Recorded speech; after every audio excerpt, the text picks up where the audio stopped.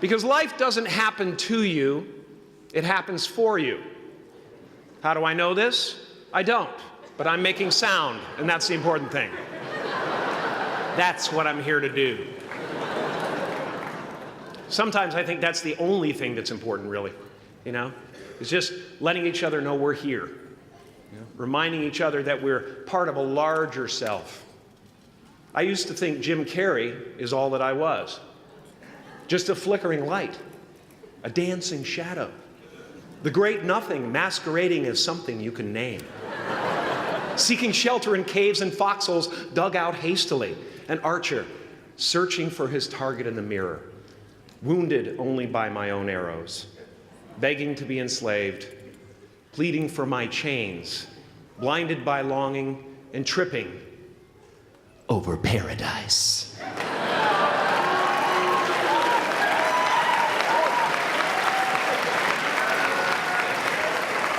Can I get an amen? You didn't think I could be serious, did you? I don't think you understand who you're dealing with. I have no limits.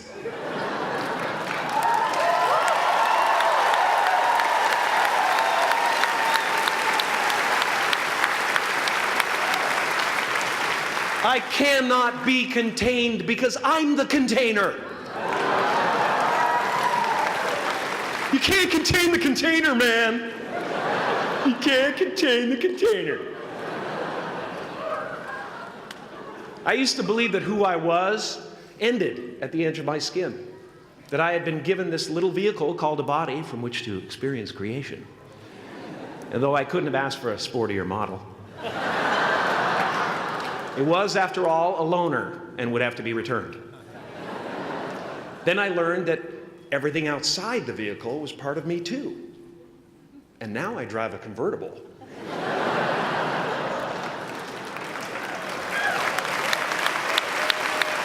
Yeah, man. Top down, wind of my hair. Woo! I am elated and truly excited to be present and fully connected to you at this important moment in your journey. I hope you're ready to open the roof and take it all in. Okay, 4 more years then. They're obviously not ready. Just need some more cooking. Now, I want to thank the trustees, the administrators, the faculty of MUM for creating an institution worthy of Maharishi's ideals of education, a place that teaches knowledge and experience, the knowledge and experience necessary to be productive in life, as well as enabling the students through transcendental meditation and ancient Vedic knowledge to slack off twice a day for an hour and a half.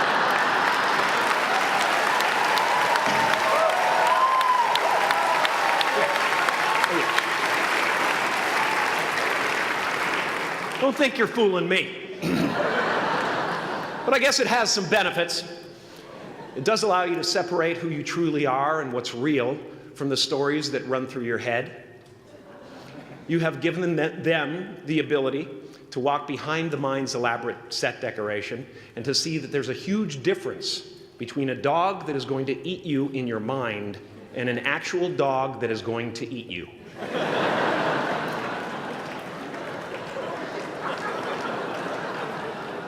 That may sound like no big deal, but many never learn that distinction. And they spend a great deal of their lives living in fight or flight response.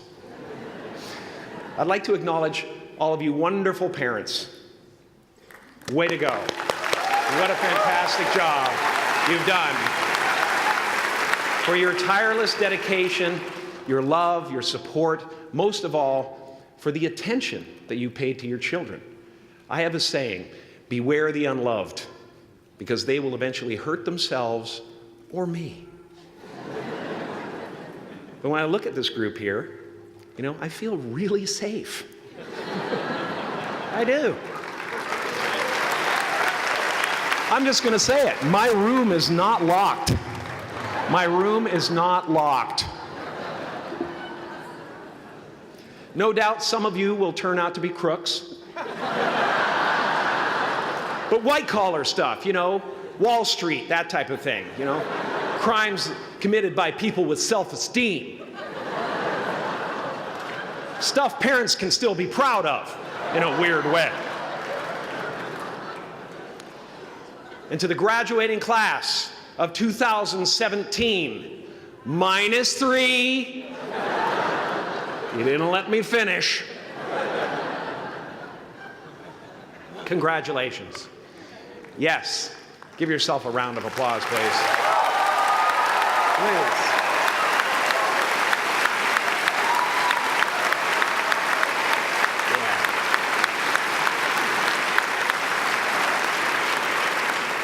You are the vanguard of knowledge and consciousness, a new wave in a vast ocean of possibilities. On the other side of that door, there's a world starving for new ideas, new leadership. I've been out there for 30 years. She's a wildcat. Oh, she'll rub up against your leg and purr until you pick her up and start petting her, and then out of nowhere, she'll swat you in the face. It can be rough out there, but that's okay, because there's soft serve ice cream with sprinkles. I guess that's what I'm really trying to say here today. Sometimes it's okay to eat your feelings. Now, fear is going to be a player in your life, but you get to decide how much. You can spend your whole life imagining ghosts, worrying about the pathway to the future, but all there will ever be is what's happening here, and the decisions we make in this moment, which are based in either love or fear. So many of us choose our path out of fear disguised as practicality. What we really want seems impossibly out of reach and ridiculous to expect, so we never dare to ask the universe for it. I'm saying I'm the proof that you can ask the universe for it. Please.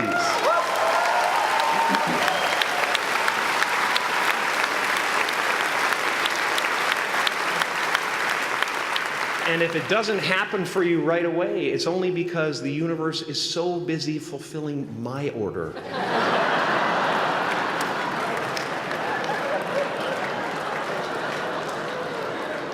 Party size! My father could have been a great comedian, but he didn't believe that that was possible for him. And so he made a conservative choice. Instead, he got a safe job as an accountant. And when I was 12 years old, he was let go from that safe job. And our family had to do whatever we could to survive. I learned many great lessons from my father, not the least of which was that you can fail at what you don't want. So you might as well take a chance on doing what you love.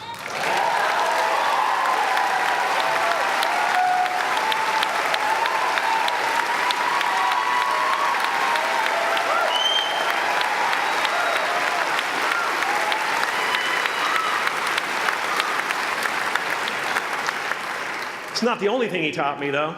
You know, I watched the effect of my father's love and humor and how it altered the world around me.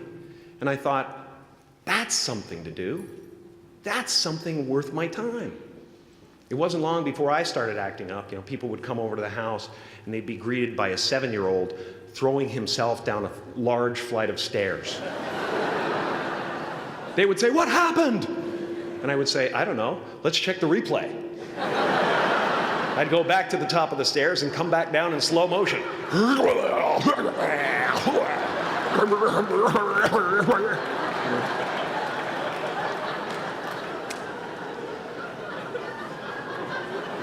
It was a very strange household. My father used to brag that I wasn't a ham, I was the whole pig.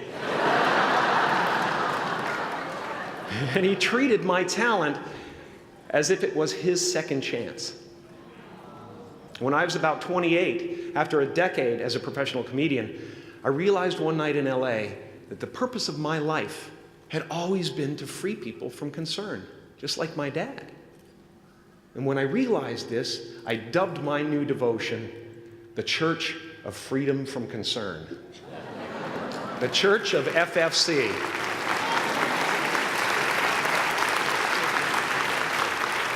And I dedicated myself to that ministry. What's yours? How will you serve the world? What do they need that your talent can provide? That's all you have to figure out. As someone who's done what you're about to go and do, I can tell you from experience, the effect you have on others is the most valuable currency there is.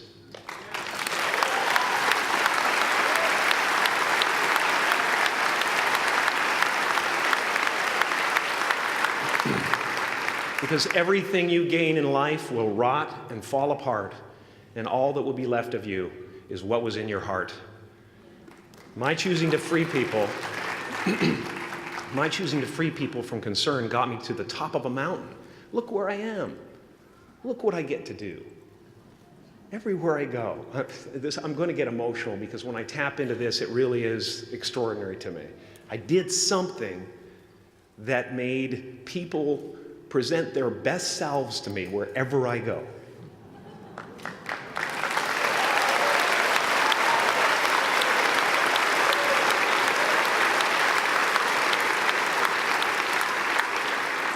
I am at the top of the mountain, and I was, and the only one I hadn't freed was myself, and that's when my search for identity deepened. I wondered who I'd be without my fame. Who would I be if I said things that people didn't want to hear? Or if I defied their expectations of me? What if I showed up to the party without my Mardi Gras mask and refused to flash my breasts for a handful of beads? I'll give you a moment to wipe that image out of your mind. But you guys are so ahead of the game. You already know who you are. And that peace that we're after lies somewhere beyond personality, beyond the perception of others, beyond invention and disguise, even beyond effort itself. You can join the game, fight the wars, play with form all you want, but to find real peace, you have to let the armor go. Your need for acceptance can make you invisible in this world. Don't let anything stand in the way of the light that shines through this form. Risk being seen in all of your glory.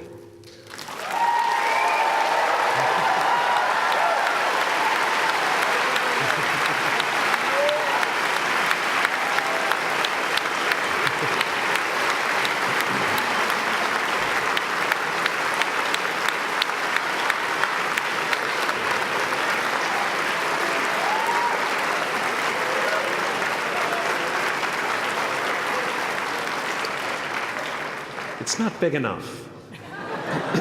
This painting is big for a reason. It's called high visibility. It's about picking up the light and daring to be seen. Here's the tricky part. Everyone is attracted to the light. The party host up at the top, who thinks unconsciousness is bliss and is always offering to drink from the bottles that empty you. Misery below her. Despises the light, can't stand when you're doing well, wishes you nothing but the worst. The Queen of Diamonds, under him, needs a king to build her house of cards. And the hollow one down bottom there will cling to your leg and say, please don't leave me behind, for I have abandoned myself. Even those who are closest to you and most in love with you, the people you love most in the world, will find clarity confronting at times. This painting took me thousands of hours to complete. And when I was finished, thank you, thousands of hours, yes. I'll never get them back. I'll never get them back. I worked on this for so long. I was weeks and weeks like a madman alone on the scaffolding. And when I was finished, one of my friends said, this would be a cool blacklight painting. So I started over.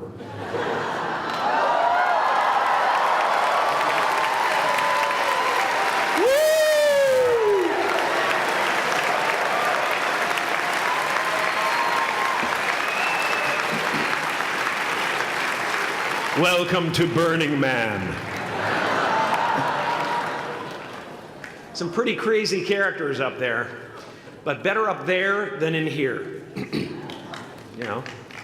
Painting is one of the ways, thank you. Painting is one of the ways I free myself from concern, a way to stop the world through total mental, spiritual, and physical involvement.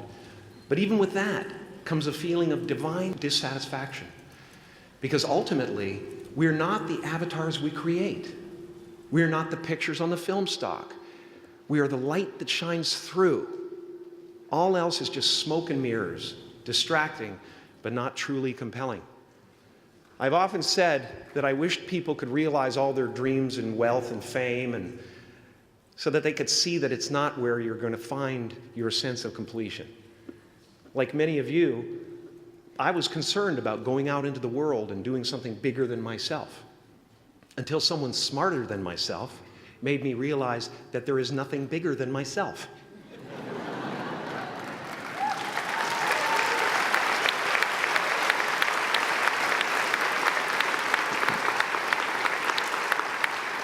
My soul is not contained within the limits of my body. My body is contained within the limitlessness of my soul. One unified field.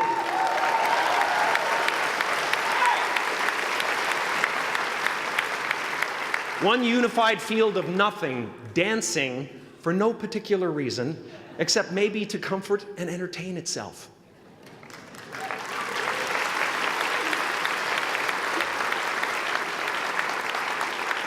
As that shift happens in you, you won't be feeling the world, you'll be felt by it. You'll be embraced by it. Now I'm always at the beginning. I have a reset button, and I ride that button constantly. Once that button is functioning in your life, there's no story that the mind could create that will be as compelling. The imagination is always manufacturing scenarios, both good and bad, and the ego tries to keep you trapped in the multiplex of the mind.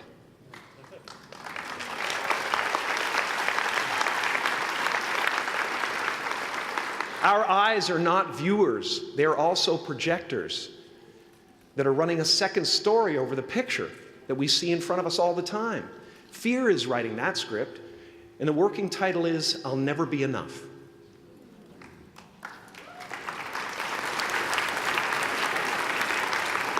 Now you're going to look at a person like me and say, how could we ever hope to reach those kind of heights, Jim?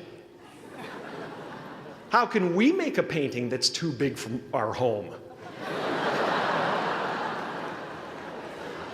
How do you fly so high without a special breathing apparatus? This is the voice of the ego. And if you listen to it, there will always be someone who's doing better than you. No matter what you gain, ego will not let you rest. It will tell you that you cannot stop until you've left an indelible mark on the earth, until you've achieved immortality. How tricky is this ego that it would tempt us with the promise of something we already possess?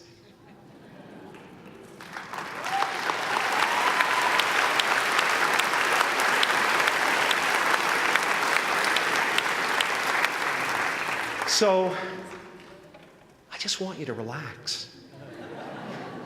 You know, that's my job.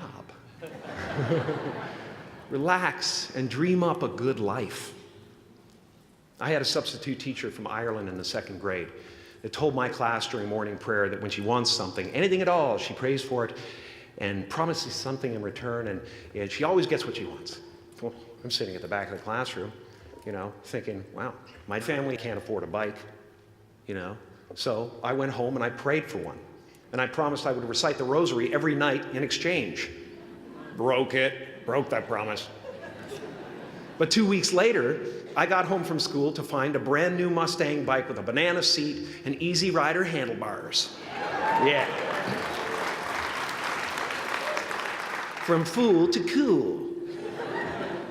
My family informed me that I had won the bike in a raffle that a friend of mine had entered my name in without my knowledge whatsoever. So that type of thing has been happening to me ever since. And as far as I can tell, it's just about letting the universe know what you want and working toward it while letting go of how it comes to pass.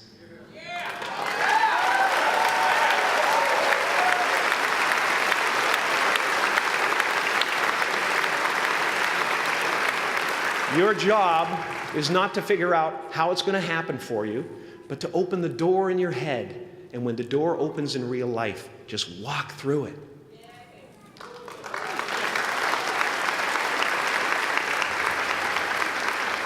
And don't worry if you miss your cue, because there's always doors opening. They keep opening. And when I say life doesn't happen to you, it happens for you, I really don't know if that's true. I'm just making a conscious choice to perceive challenges as something beneficial so that I can deal with them in the most productive way. You'll come up with your own style. That's part of the fun. Oh, and why not take a chance on faith as well?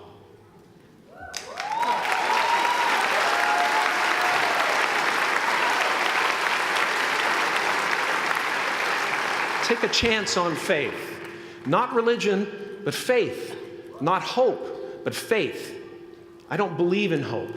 Hope is a beggar. Hope walks through the fire, and faith leaps over it.